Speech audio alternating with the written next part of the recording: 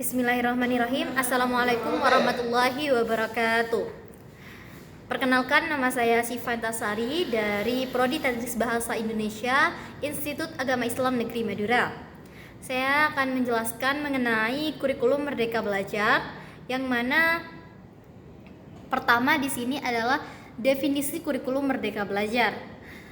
Definisi kurikulum Merdeka Belajar adalah menurut Rian Irwinsyah, pada tahun 2020, salah satu program yang dicanangkan Menteri Pendidikan dan Kebudayaan untuk menciptakan lingkungan belajar yang menyenangkan adalah belajar gratis. Maksud dari pengertian yang pendapat oleh Rian Irwinsyah ini pada tahun 2020 adalah menciptakan lingkungan belajar yang menyenangkan, karena perbedaan dari kurikulum sebelumnya itu terlihat lebih monoton dibandingkan kurikulum Merdeka Belajar.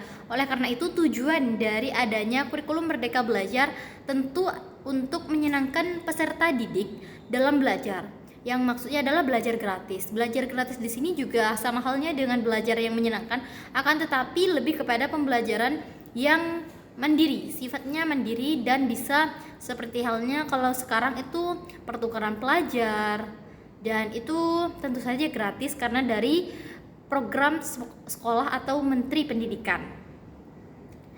Kemudian tentu hal ini dapat memahami dan mengubah perspektif pendidikan atau pandangan dari pendidikan, karena jika dilakukannya Merdeka Belajar atau diterapkannya hal ini bertujuan untuk memahami dan mengubah pandangan dari pendidikan itu sendiri.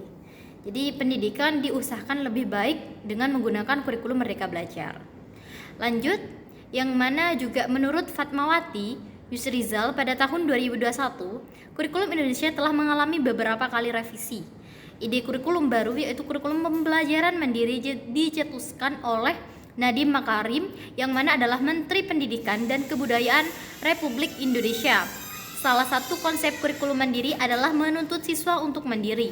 Nah, jadi inti dari kurikulum Merdeka Belajar adalah konsepnya yaitu kurikulum mandiri, yang mana menuntut peserta didik untuk mandiri dalam hal belajar. Perbedaannya dengan kurikulum sebelumnya, K13, dengan kurikulum Merdeka Belajar, tentu pada keaktifan siswa tersebut.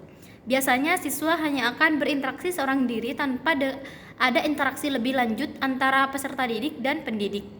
Akan tetapi berbeda dengan kurikulum Merdeka Belajar, yang mana kurikulum Merdeka Belajar ini adanya interaksi dengan peserta didik, dan itu adalah hal yang perlu dilakukan dalam pembelajaran, karena sudah tentu akan mendapat kepada peserta didik itu sendiri membantu pembelajaran atau intelektualnya secara signifikan. Lanjut, di sini yang kedua adalah program Merdeka Belajar. Sama halnya tadi, program Merdeka Belajar yaitu meliputi 4 pokok kebijakan utama, yaitu yang pertama adalah ujian sekolah berbasis nasional, yang mana disingkat dengan USBN. Kemudian yang kedua adalah ujian nasional, yang kita biasa kenal dengan UN. Dan yang ketiga adalah rencana pelaksanaan pembelajaran RPP, singkatannya. Kemudian yang terakhir adalah peraturan penerimaan peserta didik baru PPDB zonasi. Seperti itu. Lanjut, di sini yang ketiga adalah penerapan atau pelaksanaan kurikulum Merdeka Belajar. Kategori perubahan kebijakan belajar gratis berikut akan terjadi dengan faktor diantaranya. Yang pertama adalah lingkungan pendidikan. Sudah tentu ya, penerapan atau pelaksanaan kurikulum Merdeka Belajar bahkan di setiap kurikulum itu juga membutuhkan dari lingkungan pendidikan, pendidikan atau peserta didik, dan juga pengajaran dan juga sistem penilaian. Akan tetapi untuk kurikulum Merdeka Belajar sendiri, penerapannya adalah yang keempat ini. Yang pertama adalah lingkungan pendidikan, yang kedua adalah pendidik, yang ketiga adalah pendidikan, dan yang terakhir adalah pengajaran dan sistem penilaian.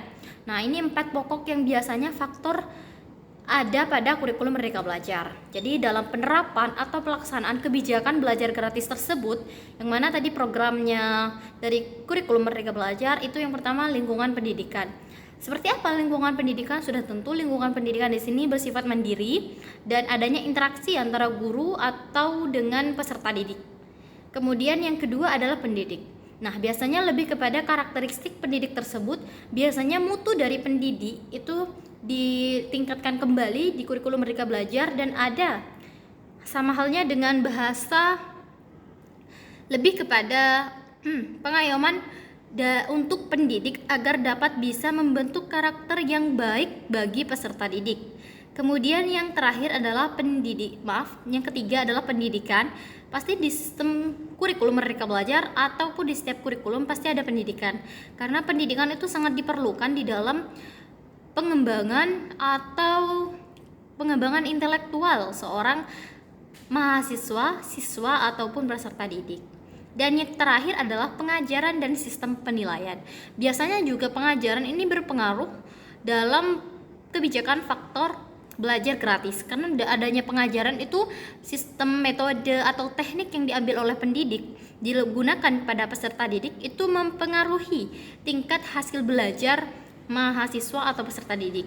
Dan untuk sistem penilaiannya itu bermacam-macam, tapi memang diperlukan sistem penilaian dikarenakan semua tugas-tugas atau hal yang telah dihasilkan dan yang telah dilakukan oleh peserta didik itu perlu adanya penilaian, karena dengan begitu tahu dan itu bisa menjadi evaluasi bagi siswa atau peserta didik tersebut mengetahui sampai mana karakternya atau sampai mana intelektualnya dan apakah harus berusaha lagi atau dipertahankan atau seperti apa.